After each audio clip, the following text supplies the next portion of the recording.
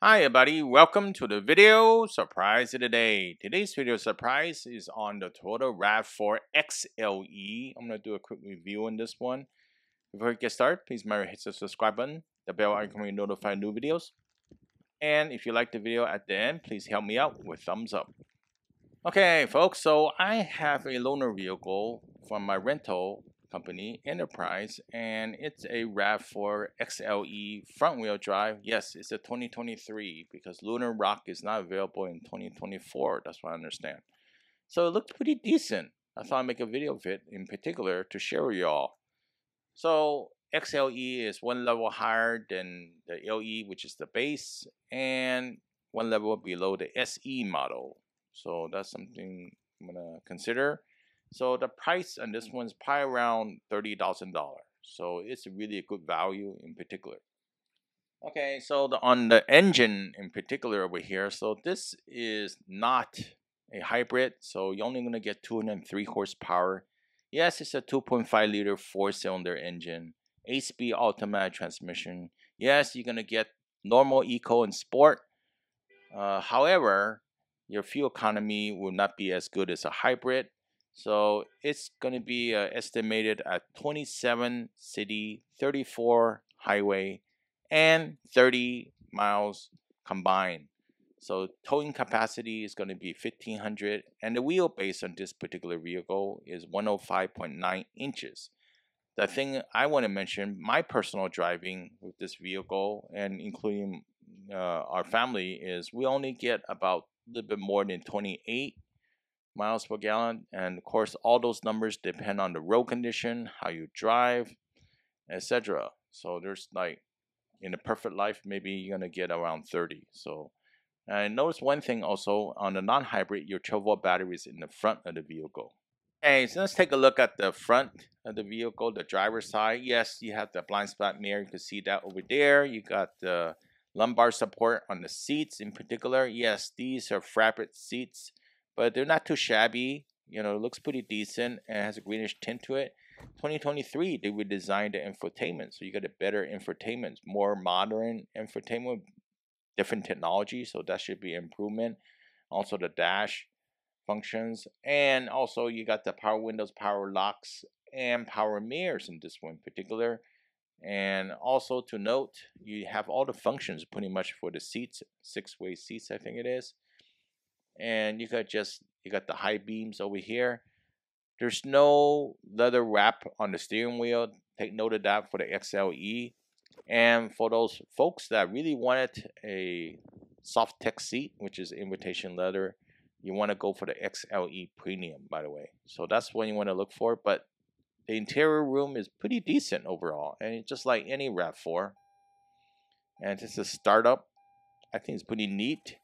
Note that this vehicle is not a sports car, it's not a luxury car. I would say it's more on the economy side. Try to save your money. My rental has 13,000 miles. Pretty nice. There's no Qi charger or anything like that, but a place to put your phone. And there's a, everything is pretty nice, but a lot of plastics. Yes, you could use regular gas. You don't have to be premium gas in particular. And this wheel is wearing Firestones. I guess it's different than if you get Michelin tires. It all depends what the factory gets. And these are 225 65 R17 tires in particular. And actually they ride pretty good, in fact, even though they're not the high-end tires or anything that they get. A lot of times the tires you get from different car manufacturers, not the best tire. So just keep that in mind. This one doesn't have any fog lamps or anything in particular. Let's take a look at the front passenger side. Notice there's not a lot of adjustment for the front passenger. So no lumbar support. You could do up and down. You can't go forward, I think. So that's something to note. You want a higher trim if you want those features in particular. So, but the seating position is pretty comfortable. The seats are pretty cushy. Not as cushy as, say, you find in a Lexus, but, it's still workable. So in the back over here, there, a lot of hard plastics as like the front, the door trim. But you also could sit 3 people in the middle over here in particular. And one of the things you note is like there's quite a bit of headroom on the RAV4. There's no sloping roof line like some models where you find, say, in the NX or even the Venza. So that's something to note. Amazingly, there's vents on the second row. That's super nice because a lot of the manufacturers are cutting those out as well too. And 2 USB-C charging. All right. And you can look over here. It has a manual mirror in the front. And even has a little yellow dome light on the second row. So you don't miss a whole lot. Not high-end features, of course. Also, you have 2 cup holders on the middle over here in particular. And looking on the other side is similar. So you probably could sit 3 people on the middle, on the second row, 1 in the middle as well too. And there's some storage area that might be useful for your trip.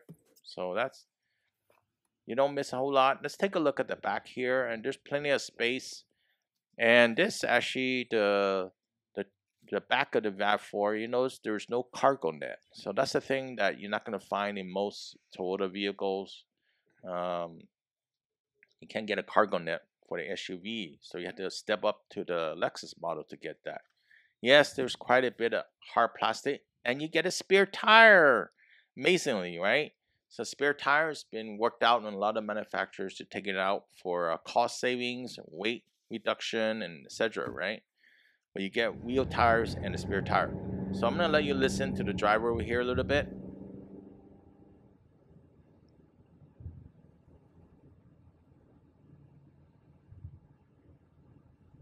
So one thing you'll notice over here is like it definitely has enough power.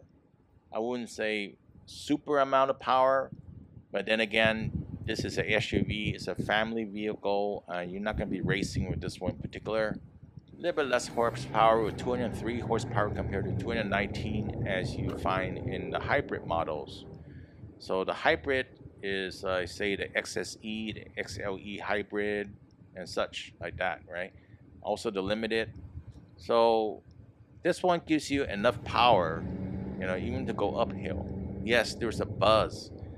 Over time, you get used to it. It's not going to be a big thing in particular.